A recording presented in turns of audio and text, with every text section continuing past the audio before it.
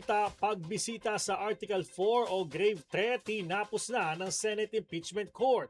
Maling paggamit sa confidential funds, isasalang na sa July 29. Umabante sa balitang yan si Abante reporter Dexter Ganibe. Naipadala na ng impeachment court ang mga subpoena para sa mga financial record ni Vice President Sara Duterte. Sabi ni Attorney Reginald Tonggol, tagapagsalita ng impeachment court, kaninang umaga sinimulan ang paghahatid ng mga subpoena at natapos itong maihatid kaninang hapon. The impeachment court sent out today, July 22, 2026 at 8:44 a.m. the subpoena issued to the Anti-Money Laundering Council, Bank of the Philippine Islands, BDO Unibank, Philippine Savings Bank, Metropolitan Bank and Trust Company, Security Bank Corporation, Land Bank of the Philippines, and the Bureau of Internal Revenue, which was received by the BIR at 2:24 p.m.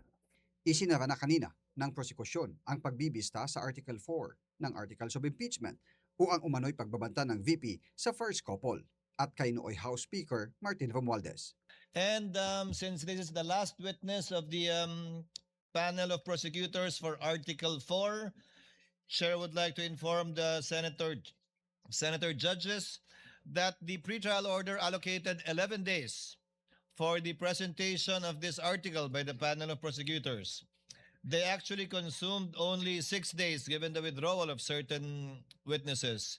Kanina, nagpaalala na rin si Impeachment Court Presiding Officer Chis Escudero na walang impeachment hearing sa Lunes at Martes dahil sa isasagawang sona ng Pangulo at ang inaasahang kontrasona ng mga kapwa mambabatas na nasa oposisyon kinabukasan. Pinababalik ang prosekusyon at depensa para sa Impeachment Trial Day 10 sa July 29 ng alas 10 ng umaga.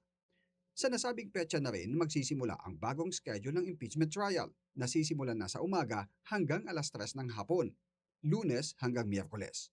May sesyon na kasi ang Senado na gagawin naman tuwing alas 4 ng hapon, Lunes hanggang Miyerkules.